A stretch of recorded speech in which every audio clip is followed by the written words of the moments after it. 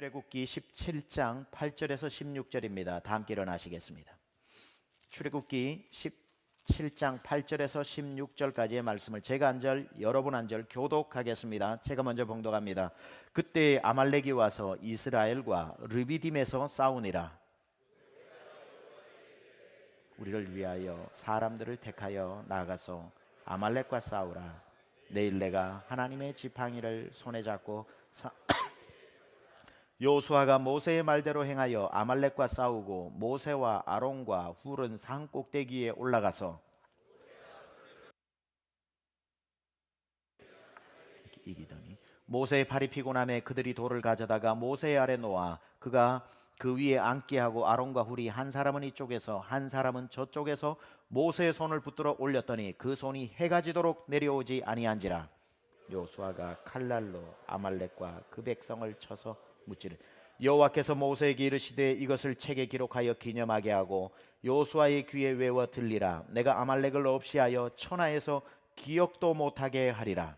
모세가 제단을 쌓고 그 이름을 여호와 니스라고 하고 함께 봅니다. 이르되 여호와께서 맹세하시기를 여호와가 아말렉과 더불어 대대로 싸우리라 하셨다 하였더라. 아멘. 우리 주먹 쥐고 따라합니다. 주의 손으로 나를 도우소서. 주의 손으로 나를 도우소서. 아멘. 아멘. 앉으시겠습니다. 부모의 새벽기도 자녀의 평생 축복, 자녀의 새벽기도 부모의 노후 보장인 줄 믿습니다. 예. 자, 오늘 하나님의 말씀을 제가 마지막으로 준비하면서 모세가 드렸던 기도를 택하게 되었습니다. 말씀을 준비하는 가운데 저에게도 은혜가 있었고 제목을 조금 바꾸게 되었습니다. 산 위의 기도입니다. 산 위의 기도, 산 위에서 드리는 기도를 말하는 겁니다. 이 내용은 여러분이 너무나도 잘 아시는 내용이라서 길게 설명하지 않겠습니다. 출애굽을 하고 난 뒤 홍해를 건너고 마라의 쓴물이 단물로 되고 만나와 메추라기가 내리고 그 다음에 반석에서 물이 나온 다음에 처음으로 드디어 애굽을 제외하고 광야에서 첫 번째 전쟁을 맞이하게 됩니다.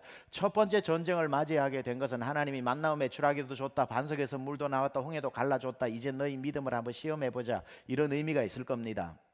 그 첫 번째 전쟁이 어디냐면은 이들이 르비딤이라고 하는 골짜기에 도착을 하게 되는데, 르비딤이라고 하는 그 골짜기와 그 광야 지역은 누가 사느냐면은 에서의 후예로서 가나안 남부 쪽 광야에 전반적으로 흩어져 살고 있던 아말렉 족속이 그곳에 오랫동안 살고 있었습니다. 따라서 눈 감고도 헤엄칠 수 있는, 눈 감고도 걸어갈 수 있는 만큼 익숙한, 광야에 익숙한 사람들이 쳐들어옵니다.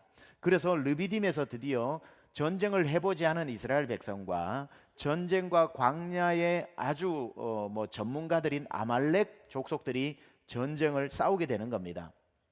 여호수아 장군이 백성들을, 군인들을 이끌고 나가서 전쟁터에서 싸우고 있지만 모세는 산 위에서 손을 들고 기도를 할 때에 이상한 일이 벌어지죠. 숫자가 몇 명이냐, 여호수아가 지도력을 얼마나 발휘하냐, 칼과 창이 몇 개냐가 중요한 게 아니라 싸움이 모세가 위에서 저들을 위해 기도하려고 손을 올리니까 여호수아 군대가 이기고 손이 피곤해서 내려오니까 이스라엘 군대가 지는 겁니다.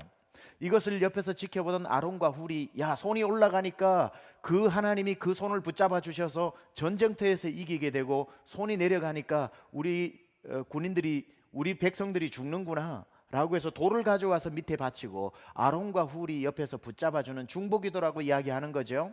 교회는 아론과 훌이 많아야 되는 거 아닙니까? 그래서 손이 올라가니까 전쟁에서 승리하고 마침내 하나님이 이기게 하심으로 여호와 니스, 하나님께서 승리케 하셨다. 이 이야기 우리는 잘 알고 있습니다. 그래서 우선 오늘 본문으로 집중해서 바로 들어가기 전에 산 위의 기도라고 제목을 제가 다시 정하면서 오늘 제가 여러분과 함께 집중적으로 살펴볼 것은 왜 전쟁에 한 명이라도 더 칼 들고 나가 싸워야 될 이때에 모세는 산 위로 올라갔을까? 옛날에 어떤 영화 제목처럼 달마가 동쪽으로 간 이유는 그랬는데, 이때 모세가 산 위에 올라간 이유는 왜 하필 산 위에서 기도를 해야만 했을까? 왜 우리는 모세처럼 이 연초에 산 위에 올라가는 기도를 배워야 할까? 거기에 대해서 여러분과 살펴보려고 합니다.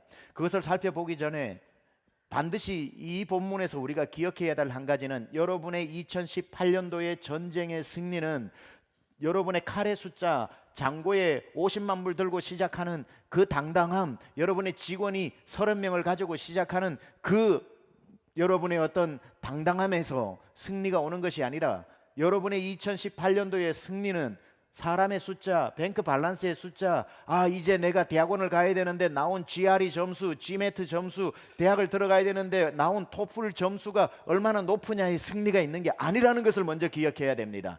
그것이 다 중요하지만 여러분의 인생의 성공과 실패는 점수가 나왔느냐, GMAT에 통과했느냐, GRE가 얼마나 하이 포인트로 나왔느냐, SAT 점수가 얼마나 잘 나왔으며 여러분의 뱅크에는 얼마가 있느냐, 그게 아니라, 그게 중요하지 않다는 게 아니라, 그게 아니라 역시 승리는 여러분의 손이 하나님을 향해 있느냐, 내려갔느냐, 여러분의 손을 하나님이 붙잡고 계시느냐, 여기에 전쟁의 승리와 실패가 달려 있다는 것을 분명히 기억하시기 바랍니다. 이것을 먼저 염두에 두고 이제 본격적으로 우리는 왜 모세는 기도를 아무 데서나 하면 되지, 왜 산으로 굳이 이 바쁜 와중에 이 중요한 시기에 올라갔던 것일까 살펴보려고 합니다. 첫 번째, 왜 모세는 산 위에서 기도를 했을까? 산 위는 도망갈 곳이 없는 곳이기 때문입니다. 산 꼭대기는 도망갈 곳이 없는 곳입니다. 모세는 얼마든지 산에 올라가지 않고 평지에서 기도할 수 있습니다. 기도하다가 가만 추위를 지켜보다가 질 것 같으면 사방팔방으로 열려있는 도망가는 문으로 도망갈 수 있었습니다.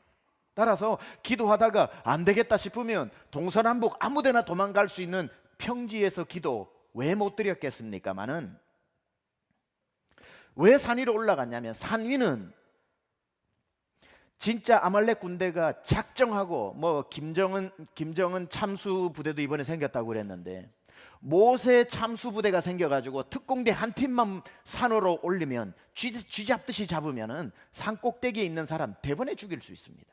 따라서 산 위로 도망을 가가지고는 도간에 든 쥐가 되는 거지요. 그것을 뻔히 아는 모세가 왜 하필 기도하는 장소를 가장 죽기 쉬운 장소인 산꼭대기로 올라갔냐 이 말입니다. 왜냐하면 그래야 기도가 간절해지기 때문에, 그래야 기도가 나오기 때문에. 사람은요, 편한 환경에서는 기도가 잘 나오지 않습니다. 아무 문제 없을 때 여러분 한번 기도해 보세요. 나와서 1시간 기도하는 것 같은데요, 10분 딱 기도하고 50분 침 흘리고 잡니다. 왜냐하면 기도할 게 없으니까, 안 간절하니까. 50분 눈 감고 있다고 다 기도 아니거든요. 10분 동안 기도하고 나면 50분은 계속 졸았다 깼다 꿈속에 들어갔다 나왔다 침 흘리다 가자 이러고 가는 겁니다. 소리가 크게 나왔네요. 근데 간절한 사람은요, 시간이 없어서 그래도 기도해야 될 것 같아서 1시간만 하고 가자, 내가 1시간이라도 안 하면 내가 살 수가 없다고 나와서 기도했는데, 간절한 사람은 눈 떠보면 3시간 가 있다니까요. 간절함입니다. 산꼭대기로 올라간 이유는 간절하게 기도를 해야 이 전쟁에서 이길 수 있다는 것을 알고, 내가 가장 간절하게 기도할 수 있는 장소가 어디지? 내가 어디를 가야 살려달라고 간절하게 기도할 수 있을까? 평지가 나을까? 산꼭대기가 나을까? 산꼭대기 올라가면 내가 참수부대한테 죽을 수도 있는데, 그래도 거기 가서 죽음을 앞에 두고 벼랑 끝에서 기도해야 내가 기도가 제대로 나오겠구나 하고 택한 장소가 산꼭대기라는 거예요. 그렇기 때문에 이 손이 올라가서 단순히 승리한 게 아니라 산 위에서 모세가 간절했기 때문에 나온 거죠. 제가 언젠가 우리 성도님 중에, 교회가 작을 때죠, 너무너무 안타까운 사연들, 여러분들도 다 책 10권들이지만 그분도 정말 책 15권 정도로 문제가 굉장히 심각해서 제가 상담을 하고 난 뒤에 이건 기도로 풀어야 되겠다 싶어서 그분에게 제가 부탁을 하고, 우리 집사님도 3일 금식하고 저도 오로지 집사님만 위해서 3일 금식해 주겠습니다, 같이 금식 기도합시다. 그리고 금식을 했습니다. 하루 지나고 이틀 지나고. 여러분, 제 기도도 아니고 성도 한 분만을 위해서 3일 금식하는 거 쉽지 않습니다. 3일 딱 되고 나니까 배가 너무너무 고픈 거예요. 그러다가 이제 그 집사님을 한번 어떻게 3일 동안 기도하고 응답 받았는지 만나서 딱 보니까 그분이 잘 먹고 있는 거예요. 저만 굶은 거예요. 저만 3일 굶고 그분은 잘 먹고 아무 걱정 없다는 듯이 그 문제를 저한테 다 줘버리고 난 뒤에 저만 금식을 한 겁니다. 그때 속으로 무슨 느낌이 왔냐면은, 이분 거는 응답이 안 된다. 이분 거는 응답이 안 된다. 역시 응답이 되지 않고 큰 곤란을 겪었습니다. 만약에 백부장의 하인처럼 아무것도 할 수 없는, 간절함이 있으나 기도할 수 없는 상황이라면 100번 이해하고 백부장의 믿음 가지고도 예수님이 치료해 주지만, 기도할 수 있는 분이 간절하지 않아서 남에게 그냥 기도 부탁해 놓고 자기는 룰루랄라 있다, 절대 그 간절하지 않은 곳에 하나님 응답 없습니다. 100사람한테 기도의 용사에게 기도 부탁해 보세요. 100사람이 기도해도 내가 간절하지 않으면 하나님 그 기도 막아버립니다. 언제까지? 내가 간절해서 하나님 만날 때까지. 간절한 기도가 하나님 앞에 응답이 되는 거거든요. 예전에 우리 교회에, 제 책에도 한번 나오지만, 우리 교회 부교역자 중에 한 명이 금요 성령 집회 때 부르짖는 기도를 싫어합니다. 아주 당돌하게 저한테 얘기를 합니다. 목사님, 저에게는 통성기도 하지 말라고 그러세요. 하라고 요구하지 마세요. 저는 부르짖는 기도 스타일이 아닙니다 그래요. 아, 부교역자가 그러는데 굉장히 기분도 안 좋고 좀 당돌하고, 야, 뭐 이런 사람이 다 있나 이렇게 생각을 하면서, 그래도 존중해 줘야 될 것 같아서 그럼 주님 만나기 편한 스타일로 하라고, 그래서 제가 허락을 해줬습니다. 왜냐하면 저는 젠틀하니까. 본인은 부르짖는 기도 스타일이 아니라는데 조용히 기도해야 자기는 좋지, 시끄러워 정신이 없다는 거예요. 근데 몇 주가 지나고 난 뒤에 제가 금요 성령 집회를 이제 설교를 하고 난 뒤에 지금하고 똑같이 우리 주여 삼창하고 기도하자고 막 기도를 하는데, 조금 있는데 본당이 크지 않았으니까 다 들어보면 누구 권사님 기도 소리, 누구 뭐 안수 집사님 기도 소리 딱 알잖아요. 한 번도 못 들어봤던 남자 목소리가 쫙 하고 나오는데 깜짝 놀래가, 누구지? 기도는 인도하는데 궁금해서 못 있겠는 거예요. 저 목소리는 우리 교회 못 들어본 목소리인데 나중에 안 되고 안수 기도해 주는 척하고 가서 딱 보니까 아까 몇 주 전에 말했던 그 사람이 기도를 하고 있는 거예요. 도대체 왜 이런 일인가? 나중에 궁금해서 기도 마치고 난 뒤에 보니까 그날 자기 아들 초등학교도 안 들어간 아들이 아파가지고 병원에 실려간 겁니다. 뭐 실려간 것도 아니죠. 그냥 엄마가 데리고 간 거죠. 그러니까 우리 아무개 살려달라고, 주야 우리 아무개 살려주십시오, 우리 아무개 살려주십시오 하고, 나는 그분이 그렇게 부르짖는 기도를 잘하는 줄 몰랐어요. 그때 깨달았어요. 부르짖는 기도는 스타일이 아니라 간절함이다. 아니, 자식이 아프고 문제가 생겼는데 침묵 기도 스타일이 어디 있고 부르짖는 기도 스타일이 어디 있습니까? 우리에게는 간절한 기도 스타일밖에 없는 겁니다. 아무리 내가 조용한 성격이라도 꽉꽉 막힌 데에서 불이 났는데 소방관이 밖에 와가지고 불자동차가 있는데도 불구하고 소방관이 나를 못 보고 있고 다 구조한 줄 알고 이제 물을 끄려고 하는데 나는 아직 여기 있고 불은 있는데 내가 질식해서 죽겠는데, 창문만 두드리고 부르짖으면 나를 보면 구해줄 수 있는데 조용한 성격이라서, 저기요 여기 사람 있는데요, 여기 사람 있다니까요, 이러는 바보가 어디 있습니까? 그건 성격 상관없는 거예요. 내가 살아야 되기 때문에 저요 사람 있어요, 사람 있어요, 사람 있어요 하지 않겠어요? 살아야 되는데. 그게 스타일입니까? 왜 우리가 나는 금요일날 나와서 기도하는 사람들, 나는 무슨 사연들이 많아, 저렇게 저 사람은 1년 내내 부르짖냐고 그렇게 얘기하지 마세요. 그게 하나님이 원하시는, 하나님을 만나는 방법, 간절한 심령. 저 사람은 사연이 많아가지고 365일 부르짖냐고도 묻지 마세요. 그분 365일 자기 문제 가지고만 부르짖는 줄 아세요? 부르짖는 사람 보면은 저 선교지에 죽어가고 있는 사람 위해서 하나님 세계와 미국과 한국 열방의 주님께 돌아오라고 예수의 마음 때문에 부르짖는 사람이 얼마나 많은 줄 아세요? 어디 부르짖는다고 다 천박한 기도라고 생각하지 마세요. 저 사람 눈물 흘리면서 하나님 앞에 떼쓴다고 자기 복 달라고만 기도하는 이기적인 사람이라고 생각하지 마세요. 우리 다음 세대들을 위해서 눈물을 흘리면서 자기의 자녀인 것처럼, 마치 자기가 경성할 자인 것처럼 기도하는 그런 사람이 얼마나 많은데요. 왜 부르짖는 기도가 할 게 없냐고요. 미국에 돌아가는 시대를 보고, 무너진 한국 교회를 보고, 통일되지 않은 한국을 보고 선교한국, 통일한국 되게 해달라고 기도하고 죽어가고 있는 저 선교지에 많은 분쟁과 전쟁 속에 안타까운 마음으로 왜 부르짖지 않을 수 있겠냐고요. 모세는 그걸 알았던 겁니다. 잠언 8장 17절을 알았던 거죠. 잠언 8장 17절에 뭐라고 나옵니까? 나를 사랑하는 자들이 나의 사랑을 입으며 나를 간절히 찾는 자가 나를 만나. 나를 간절히 찾는 자가 나를 만날 것이다. 모세는 그걸 알았던 겁니다. 내가 아말렉 전투에서 우리 군인들이, 우리 백성들이 승리를 해야 되는데, 승리하는 것은 칼과 창의 숫자가 아니라 내 기도가 간절해져야, 간절히 찾는 자에게 하나님 역사하시는데 내가 어디로 가야 간절해질까? 산꼭대기로 올라가자. 저기에서 내가 벼랑 끝에서 기도하는 기도를 드리자 하나님이 어찌 그 기도를 응답하시지 않겠냐는 겁니다. 저는 우리 사랑하는 세미한 모든 오늘 이 새벽에 나오신 분들에게 이 간절함이 다시 여러분의 중심에서부터 올라올 수 있기를 축원합니다. 두 번째, 모세가 왜 산 위로 올라갔을까? 그것은 산은 하나님과 가장 가까운 장소이기 때문입니다. 두 가지 중의적 의미를 가지고 있습니다. 산이 높기 때문에 그 당시에 하늘에 계신 하나님, 무소부지하신 하나님보다는 하늘에 계신 하나님이었기 때문에 조금이라도 하나님과 더 가까이 가기 위해서 바벨탑을 쌓을 때도 우리가 바벨탑을 쌓아 하늘에 이르자라고 했던 것처럼 그 당시의 심리는 높은 곳은 하나님과 가까운 곳이라는 것을 모세도 가지고 있었기 때문에 하나님을 조금이라도 더 가까운 데서 만나기 위해서 피지컬리 물리적인 이유로 올라간 이유도 있지만 더 큰 이유고 그는 그 산으로 올라간 이유는 뭐냐면은 하나님을 가장 잘 만날 수 있는 장소로 산을 택했던 것은 그는 신의 산에서 하나님을 만났기 때문에 하나님을 만난 장소를 찾는 겁니다. 아말렉이 쳐들어오네. 내가 여호수아 장군을 보내요. 전쟁을 해야 되는데 나는 기도해야 할 터인데 어디서 기도를 해야 하나님이 만나 주실까? 내가 하나님을 산에서 만났지. 그럼 내가 산으로 올라가야지. 하나님을 만났던 그만의 장소는 독특한 하나님을 가장 잘 체험할 수 있는 장소가 산이었기 때문에 산을 택한 겁니다. 물리적으로 여러분이 산기도 무슨 산, 삼각산, 무슨 수락산 올라가는 게 아니라 하나님을 가장 잘 만나지는 여러분만의 산이 있을 거라는 겁니다. 모세는 신의 산에서 하나님을 만났으니까 산하면 모세는 하나님 만나는 장소, 이게 돼 있는 겁니다. 산, 하나님이 계시는 곳. 그럼 내가 산에 올라가야지. 하나님 거기 계시니까. 여러분에게도 저마다 하나님이 가장 잘 느껴지는 산이 있을 겁니다.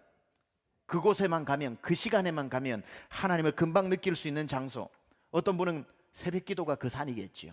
딴 시간대는 잘 모르겠는데 나는 새벽에 깨어 새벽 예배에 나와 무릎 꿇고 있으면 하나님이 금방 느껴지고, 내가 시험에 들고 내가 여러 가지 마음에 근심이 있더라도 새벽에 나와서 무릎 꿇고 아버지 하고 부르기만 하면은 내 근심 염려가 사라지는 것, 그분은 산입니다. 어떤 문제가 닥쳐도 그분은 새벽이라고 하는 그분만의 산을 오르는 것을 포기해서는 안 되는 거죠. 그곳에서 모세는 산에서, 신의 산에서 하나님 만났으니 전쟁할 때 대번에 산으로 올라간 것처럼 어떤 사람은 새벽 기도가 산이고 삶의 문제를 여는 열쇠가 될 수 있는 겁니다. 어떤 분은 금요 성령 집회겠죠. 내가 다른 건 다 몰라도 금요 성령 집회만은 내가 출장을 가도 그 시간에 맞춰서 오겠다. 왜? 금요 성령 집회가 나에게는 산이기 때문에, 하나님을 만나는 시간이기 때문에, 그곳에서 회복시켜 주셨기 때문에 내가 금요 성령 집회 때 방언을 받고 은사를 받고, 내가 금요 성령 집회 때 소명을 받고 사명을 받고 예수를 만났고 내 기도가 뜨거워졌기 때문에 나는 금요 성령 집회라고 하는 산에 오르지 않으면 내 인생에서 승리할 수 없다고, 금요 성령 집회를 금과 옥조처럼 자기의 산으로 알고 조금만 힘들어져도 그래, 금요 성령 집회 가서 하나님을 만나자, 하나님을 만나자. 그분은 그거 포기하면 안 됩니다. 왜? 그걸 산으로 주셨기 때문에. 주일 예배가 어떤 사람에게 있다, 이 설교는 안 하겠습니다. 이거는 산이고 말고가 아니라 주일 예배는 우리 성도 모두의 당연한 기본이기 때문에. 저희 아내에게는 보니까 집에 있는 클라짓이 산이더라고요. 무슨 문제가 있으면 클라짓으로 들어가서 기도를 합니다. 20년을 같이 살면서 보니까 그 클라짓이 저 사람에겐 산입니다. 그곳에서 흘러나오는 방언기도 소리를 들으면 우리 집이 평안합니다. 무슨 문제가 있어도 그 소리가 들리면 다 해결된 것 같아요. 아이들도 행복해하는 것 같아요. 그 소리가 들리면. 저 소리가 멈추지 않으면 우리 집은 안전하다. 저 소리가 멈추지 않으면 우리 교회는 안전하다. 산인 겁니다. 자기만의 산, 자기만의 시간, 자기만의 장소. 절대 포기하지 않는 장소. 저의 산은 무엇인가 보니까 매일 새벽에 일어나 하나님 앞에 새벽 기도를 드리고 난 뒤에 그 다음부터 난 12시까지 5시간 동안 성경 읽고 하나님하고 교제를 보내는 총 아침에 7시간. 저에겐 산입니다. 목사니까 그 정도 시간은 가져야 되겠죠. 사치스럽다고 생각하지 마세요. 목사니까 그런 하나님과의 만남의 시간이 필요하겠죠. 그건 저의 산입니다. 목회 15년 반 동안 그 산은 저는 오르기를 멈추지 않았습니다. 왜? 거기에서 하나님을 만나야 되기 때문에. 하나님의 말씀을 1시간, 2시간, 3시간 하나님의 말씀을 또 준비하고 필요한 독서들을 하고 하나님에게 묻고, 이 산을 오르는 것을 멈추어지면은 제가 무엇으로 여러분에게 설교를 하겠습니까? 여러분만의 산이 있습니다. 우리 성도님 중에는 보니까 어떤 분들은 직장 생활을 하는 분은 가까이 직장이 있다 보니까 12시만 되면 여기 와서 기도하고 1시간 30분 또는 1시간 동안 꼭 기도하고 다시 직장으로 돌아가는 분이 있습니다. 그분은 낮 12시 세미안교회 본당이 산인 거예요. 그분은 그 산을 계속 오르는 거예요. 그 산에 오를 때에 모든 문제도 하나님 앞에 맡길 수 있고 하나님의 음성도 들을 수 있고 하나님이 뭘 원하시는지도 알고 돌아가게 되는 거죠. 모세가 산을 오른 것은 하나님 전쟁이 일어났습니다. 어떻게 할까요? 기도하다가 내가 산에서 하나님 만났지, 내가 산에 올라가 기도해야 되겠다. 오늘 이 특별 새벽 기도를 통해서 다시 2018년도에 여러분의 산이 회복될 수 있기를 축원합니다. 세 번째, 모세가 산으로 올라간 이유입니다. 산은 어떤 것이냐? 오늘 네 번째까지 있습니다. 네 번째까지. 세 번째까지가 아니고. 마음에 준비하지 마세요, 아직. 예. 모세가 산으로 오른 이유, 세 번째 이유. 산은 하나님의 눈으로 세상을 볼 수 있는 곳입니다. 하나님의 눈으로 문제를 볼 수 있는 것입니다. 무슨 뜻이냐면 높은 곳으로 올라가서 내려다보면 모든 게 한눈에 들어옵니다. 하나님이 세상을 그렇게 보시면서 무소부재하신 것처럼 하나님이 어떻게 내 문제도 보시면서 저 사람 문제도 보시는 줄 아세요? 높은 곳에서 내려보시기 때문에. 나만 보는 게 아니라 모든 사람들과 천지 만물을 보시는 이유는 하나님은 높은 곳에 계셔서 세상을 두루 감찰하시기 때문에. 모세는 전쟁이 일어났을 때 가장 먼저 택한 곳이, 가장 높은 곳이 어디지? 가장 높은 곳에 올라가서 이 전쟁을 내려보면서 하나님이 보시는 것하고 똑같은 위치에서 봐야지, 이 마음으로 올라간 겁니다. 평지에서는 안 보이던 문제가 떨어져서 객관적으로 본다든지 높은 곳에서 내려보면요, 안 보이는 문제가 보이기 시작합니다. 모세가 여호수아와 함께 만약에 지팡이를 들고, 여호수아야, 내가 어찌 너를 배신하고 나만 산으로 토끼를 수 있겠니? 내가 너와 함께 전쟁을 하면서 나를 따르라 했으면 평지에서 모세가 봤으면은 자기 앞에 많아야 5명밖에 못 볼 겁니다.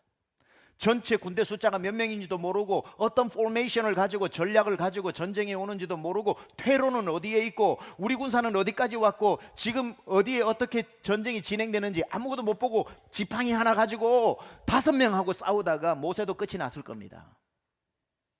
여호수아에게 맡기고 그는 산으로 올라가 전체 그림을 본 거죠. 지금 저쪽 숫자는 우리 숫자보다 10명이 많구나, 10대 1의 군사구나. 그때 기도가 나오는 거죠. 밑에 있을 때 5명밖에 안 보여서 5명을 무찔러 주십시오 기도했는데 올라가서 보니까 하나님, 저쪽 아말렉 군사와 우리 군사가 10대 1의 비율입니다. 한 명당 10명을 이기게 하여 주옵소서. 진짜 필요한 기도가 나오는 거죠. 위에 올라가서 보니까 아말렉 군대가 뒤로 와가지고 매복을 하고 퇴로를 차단하고 뒤에서 습격하려고 하는 게 올라와서 보입니다. 하나님, 저 매복해 있는 퇴로를 차단하는 아말렉 군대에 눈을 멀게 하여 주옵소서. 적재적소의 기도가 나오는 겁니다. 무슨 기도를 해야 될지 평지에 있을 때는 하나도 안 보이다가 산 위에 올라가니까 어떻게 싸워야 할지, 몇 명과 싸워야 할지, 어디로 치고 들어가야 할지, 어디에 퇴로를 차단해야 할지 뒤에도 눈이 있는 것처럼 다 보이니까 하나님 앞에, 하나님 퇴로 차단입니다, 하나님 진군하게 하여 주옵소서, 하나님 10명씩 감당하게 하여 주옵소서. 정확한 기도가 나오는 거예요. 어디에서? 하나님이 보시는 눈으로 가장 높은 곳에 올라가 내려다보니까. 땅에서, 땅의 문제를 땅에서 바라보고 기도하는 분들이 많아요. 염려와 근심에 휩싸입니다. 그리고 그 기도는 너무 유치해질 수도 있고 너무 작을 수도 있어요. B를 구해야 되는데 A가 문제인 줄 알고 A 하는 사람이 있다고요. 그런데 산에 올라가서 보면 A가 아니라 B라는 걸 알게 되는 거죠.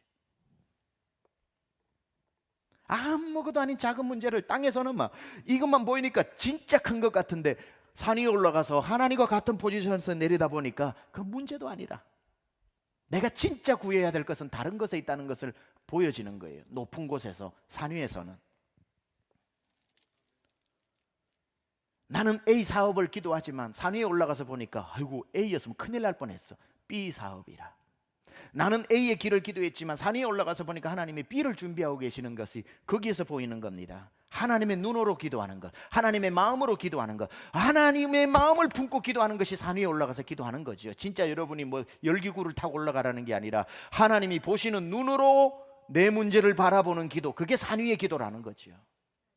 그래서 100% 응답받는 기도가 뭔 줄 아세요? 요한일서 5장 14절에 보면은 무조건 응답받습니다. 같이 읽습니다. 시작. 아니요. 요한 1서 여기 안 나와 있네. 제가 잘못 보냈습니다. 요한복음이래. 요한 1서 5장 14절에 제가 읽겠습니다. 그를 향하여 우리의 가진 바 담대함이 이것이니 그의 뜻대로 무엇을 구하면 들으심이라. 그의 뜻대로 무엇을 구하면 들으심이라. 여기에 응답받는 100%의 비결이 있는 거죠. 그의 뜻대로 기도할 때에 응답받는다는 겁니다. 그의 뜻대로가 뭡니까? 산에 올라가 하나님과 똑같은 눈으로 바라볼 때에 이 말입니다. 왜 기도가 응답이 안 되는가? 정욕에 쓰리고 잘못 구했을 때 안 되지만 또 다르게 하나님의 계획과 다른 기도를 할 때 아닙니까? 하나님의 눈으로 내 문제를 보려고 하지 않고 내 문제로 하나님이 자꾸 봐주기를 원하는 것 때문에 그런 것 아니겠습니까? 땅에서 자꾸 땅의 기도를 드리기 때문에 그런 것 아닙니까? 오늘 여러분 기도하실 때 이렇게 기도하세요. 하나님의 뜻이 무엇입니까? 하나님의 마음이 무엇입니까? 하나님, 이 문제 나는 이렇게 되기를 원하는데 하나님도 이걸 원하십니까? 하나님의 눈으로 이 문제를 보게 해달라고 기도하면 하나님 그 눈을 주실 줄로 믿습니다. 제가 직접 아는 선교사님은 아니고요, 설교를 들은 건데 참 재미있는 이야기가 있습니다. 이분이 어느 선교단체의 중보기도 담당을 맡았습니다. 꽤 큰 선교단체의 중보기도를 담당했으니까 기도에 얼마나 많은 중책이 있겠습니까? 중보기도 책임을 맡았으니까. 그래서 이분에게 하나님이 어떤 마음을 주셨냐면은 너는 집 밖에 출입을 하지 말고 집 안에서 3년 동안 기도하라 그럽니다. 그래서 이분이 3년 동안 집 밖에 단 한 번도 나오지 않고 집 안에 방 하나에 중보기도실을 만들고 3년 동안 거기에서 출입을 하지 않고 삽니다. 거기에 기도를 하는데 벽에다가 전부 포스트잇에다가 전 세계에 흩어져 있는 자기 선교단체 선교사님들 이름을 다 붙여놓고 기도 제목 붙여놓고 매일매일 안수하면서 기도를 하고 전 세계 대통령 이름을 다 적어놓고 그 대통령 그 포스트잇에 그 머리 안수하는 생각으로 기도해주고 하면서 세계 열방을 위해서 기도를 하니까 3년 동안 골방에서 바깥 출입을 안 하고 기도했으니 영역이 얼마나 대단하겠습니까? 3년 딱 됐는데 주님이 말씀하시더니 이제 됐다, 세상으로 나가라 그러더래요.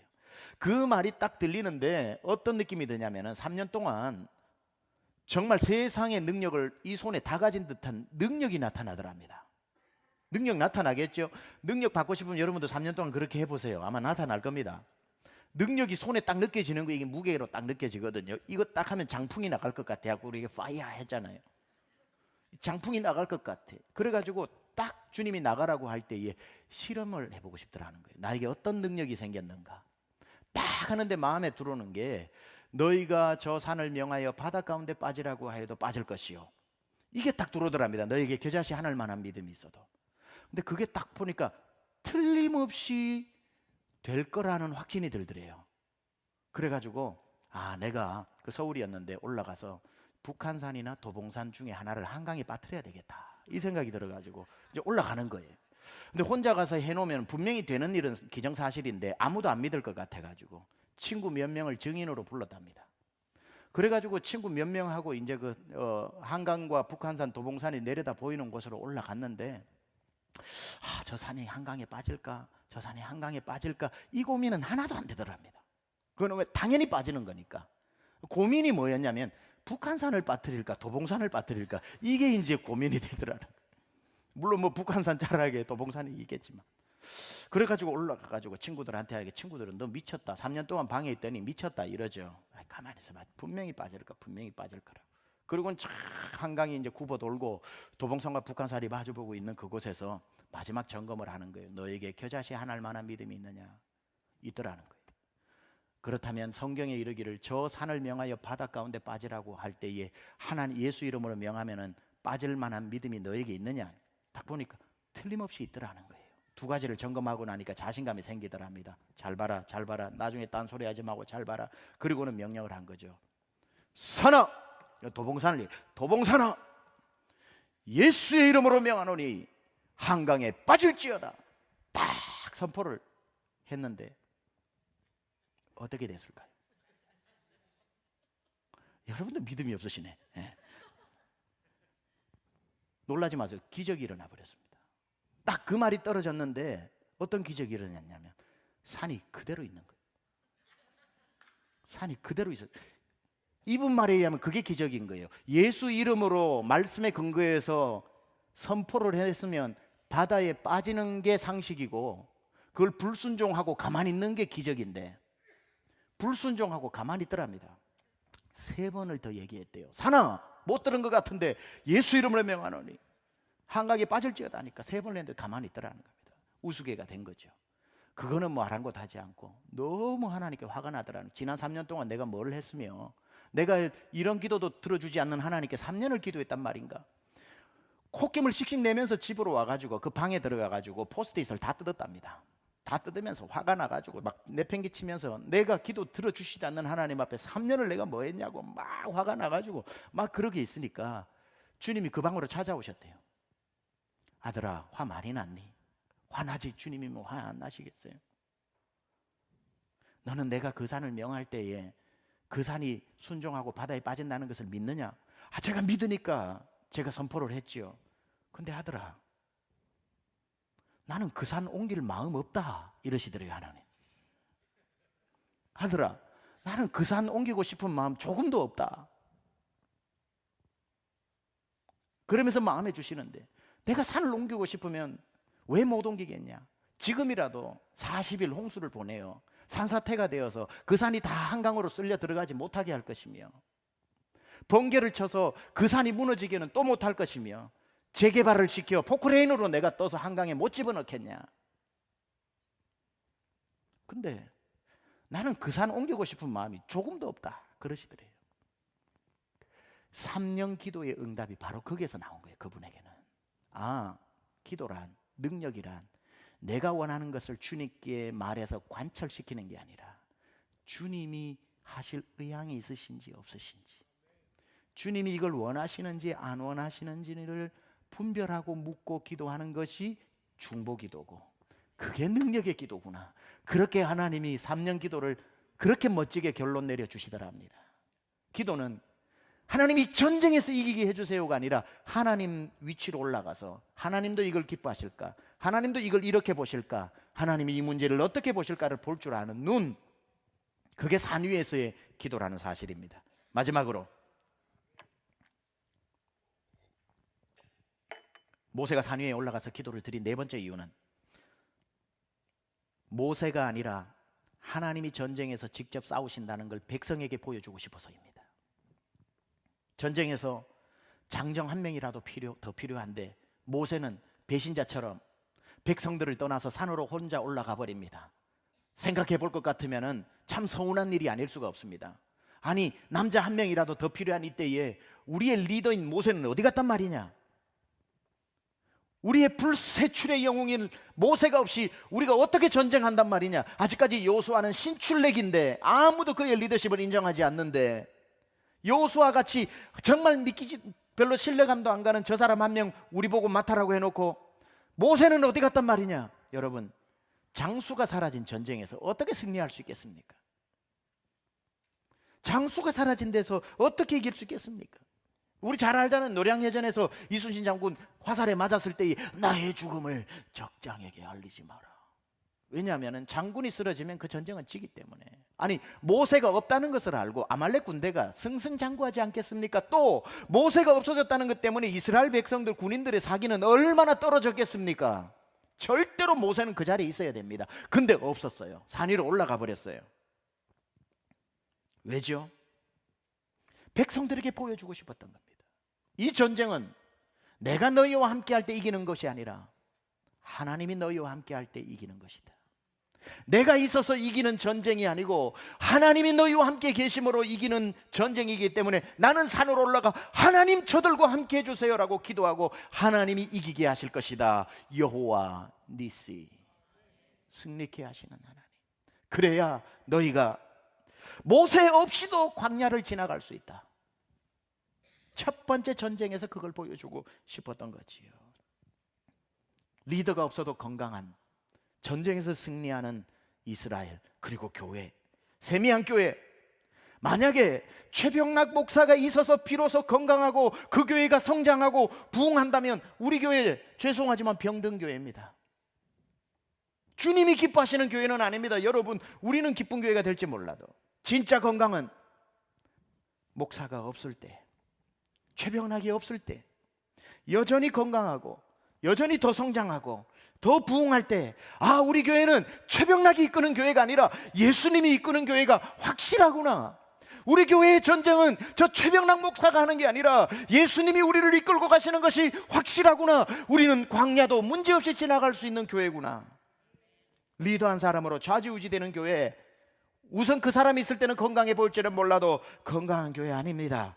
그 리더가 병들어 눕거나 사라지면 흩어져 버리는 그런 교회는 한때 좋은 교회인지는 몰라도 주님 주인 되는 교회는 아니다, 이 말이죠. 모세가 이스라엘 백성들에게 보여주고 싶었던 게 이겁니다. 모세 때문에 너희가 응집력이 생기는 공동체는 위험하다. 나는 산 위로 갈 테니까 너희가 주님의 이름 가지고 싸워서 아말렉을 이겨라. 모세는 이런 공동체를 만들고 싶었던 겁니다. 그래야 모든 전쟁에서 모세가 있고 없고가 아니라 하나님의 능력의 손을 의지해서 전쟁에 승리할 수 있기 때문에, 여러분이 2018년도에 바로 이 하나님의 손 때문에 여러분이 이기게 될 줄 믿습니다. 이제 우리가 말씀을 마무리하고 산 위의 기도를 드리겠습니다. 모세가 산으로 올라간 이유를 요약 한번 하겠습니다. 첫 번째, 산은 가장 간절해질 수 있는 장소라고 했습니다. 도망갈 곳이 없는 곳, 절벽 위에서 떨어지든지 살든지 양당간의 결정밖에 없는 그곳에 배수진을 치고 드리는 기도. 저는 여러분이 2018년도에 간절한 기도 제목들이 있을 겁니다. 더 간절한 환경으로 여러분을 몰아가십시오. 그때 비로소 주님께 매달리는 기도가 나오게 될 것입니다. 그리고 산은 하나님과 가장 가까운 장소, 모세가 하나님 만났던 곳이라고 했습니다. 여러분이 어느 장소에서 어떤 시간에 기도하면 가장 간절해지는지를 빨리 찾아내시고 그 산을 절대 내려오지 말고 그 산은 평생 지켜내시기 바랍니다. 그리고 무슨 기도를 하든지 간에 이게 하나님이 기뻐하실까, 하나님의 눈으로 내려다보는 기도, 그 마음을 품고 기도하시기 바랍니다. 그리고 여러분이 2018년을 생각하면 내 힘으로 해결해야 될 문제가 많이 있다고 하면 여러분이 그 자리에서 빨리 사라지고 주님께 맡기십시오. 주님이 그 전쟁터에서 일하셔야지 여러분이 거기에서 칼 들고 설친다고 그 전쟁 승리할 수 있는 것 아닙니다. 오늘도 우리는 손을 들 뿐입니다. 내 손을 들 테니 주여 이 손을 잡고 주님이 일하시옵소서. 주님이 친히 2018년도에 저와 여러분의 전쟁 같은 현장에서 나타나 승리하실 줄로 믿습니다. 우리 찬양팀 올라오셔서 이제 우리가 찬양하고 간절하게 기도하고 또 아침 우리 함께 펠로십을 나누도록 하겠습니다. 이번 일주일 동안 우리가 불렀던 찬양 중에 야베스의 기도로 시작을 했습니다. 역대상 4장 10절에 주께서 내게 복에 복을 더하시고 나의 지경을 넓히시고 주의 손으로 나를 도우사 환난을 벗어나 근심이 없게 해달라고 부르짖었더니 여호와께서 그의 구하시는 것을 들으셨다고 했습니다.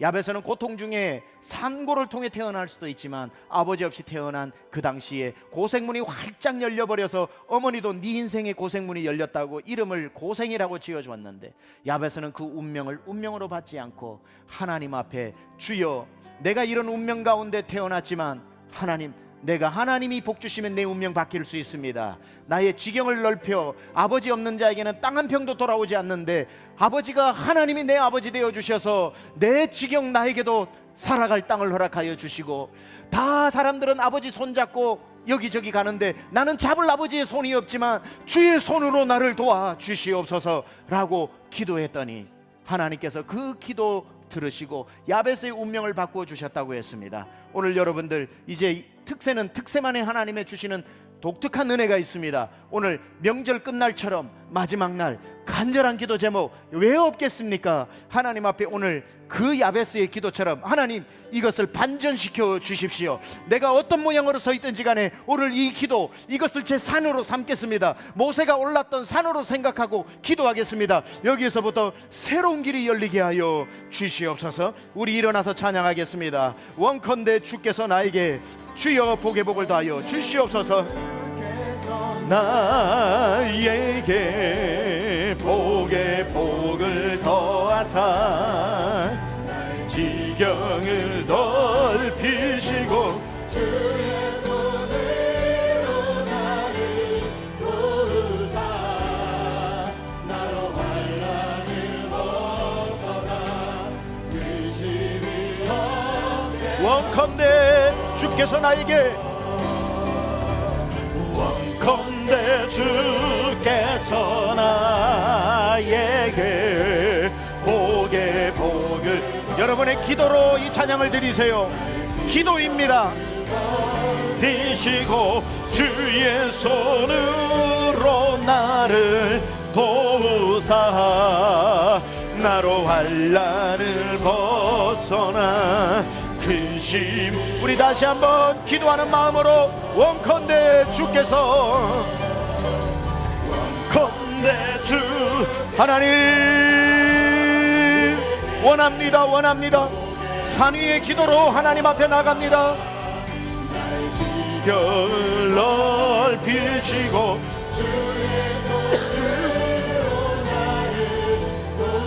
사 나로 환난을 벗어나 근심이 내가 전심으로 여호와께 구하였습니다. 내가 전심으로 여호와께 구하였더니 하나님께서 들으시고 내 간구하는 모든 것 허락하셨도다.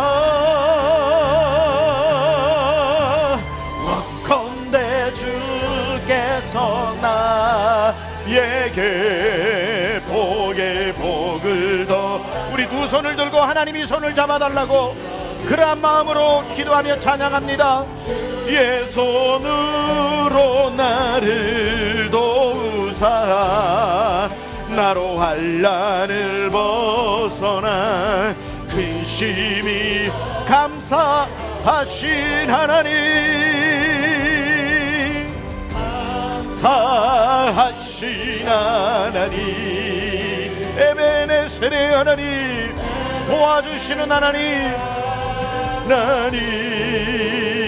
살아계신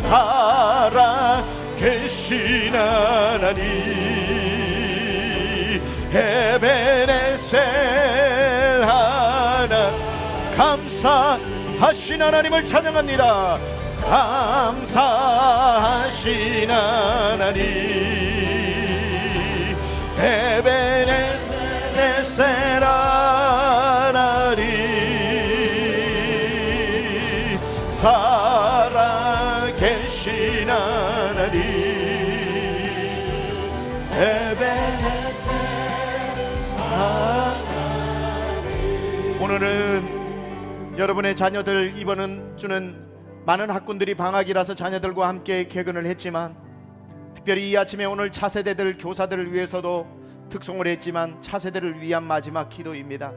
여러분 옆에 있는 여러분의 자녀들의 머리에 손을 부모들이 얹고 간절하게 축복해 주십시오.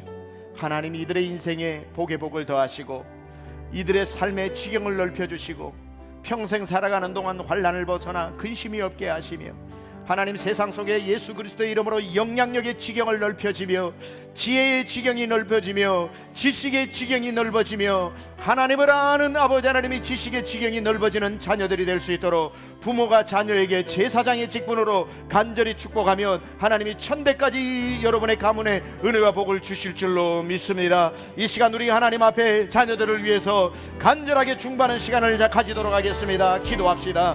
오 하나님 아버지, 우리 사랑하는 모든 세미 안에 자녀들을 위해서 이 시간 축복하며 기도합니다.